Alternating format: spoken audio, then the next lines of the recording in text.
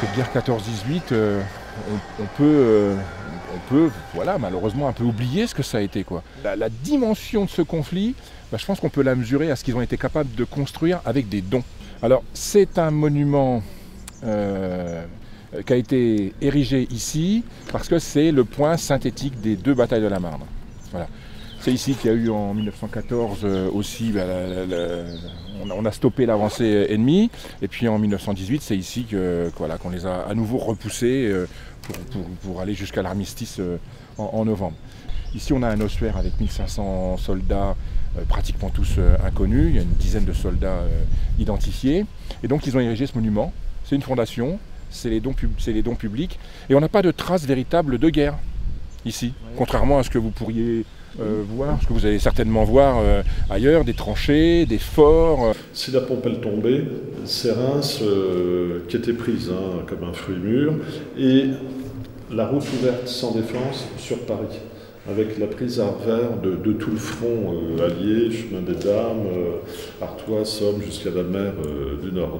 D'où vraiment cette importance stratégique du site, et pendant 4 ans, avec des hauts et des bas, mais les Allemands tenteront toujours d'emporter la position en vain.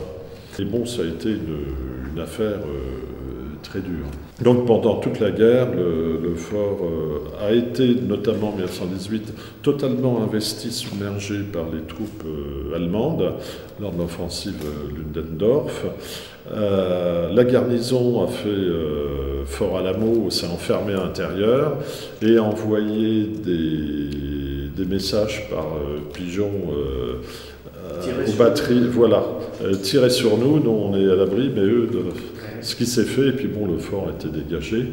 Et donc l'idée, c'était que la communauté de communes, à l'époque, a décidé de créer ce centre d'interprétation pour permettre aux visiteurs de venir et de comprendre un petit peu ce qui s'est passé et comprendre du coup pourquoi tous ces vestiges de guerre subsistent encore sur le territoire. Il y a plus de 75 000 soldats qui reposent rien que sur la communauté de communes.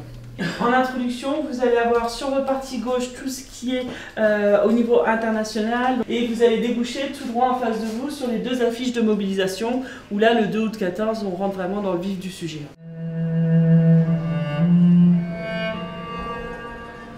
C'est vraiment épouvantable quand on voit tous ces pauvres soldats partir, et peut-être pour toujours.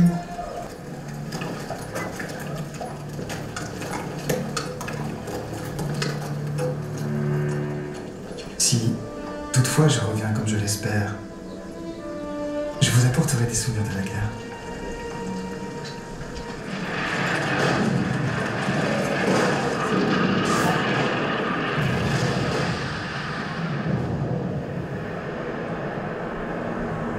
Nous avons passé une semaine terrible. C'est honteux, affreux. C'est impossible de se faire une idée d'un pareil carnage. Jamais on ne pourra sortir d'un pareil enfer. Nous avons attaqué 2 fois au Bois-le-Prêtre.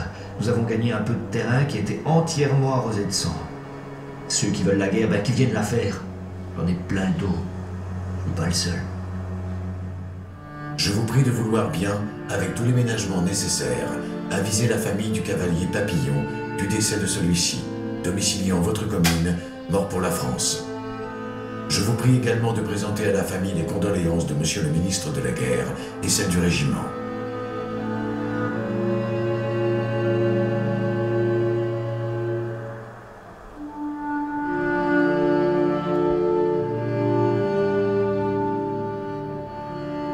Notre film s'achève à la mort de Joseph en octobre 1915. Mais la guerre, elle, continue. Donc là, vous avez un diaporama qui vous présente un petit peu toutes les prothèses qui ont été mises au point au lendemain de la guerre pour que les hommes puissent retrouver une vie, notamment dans les terres agricoles. Beaucoup d'amputations, beaucoup de soldats aveugles à cause des éclats d'obus, des soldats sourds à cause de déflagration, et puis tout ce qui est maladies neuropsychiatriques comme l'obusite ou le shell shock en anglais.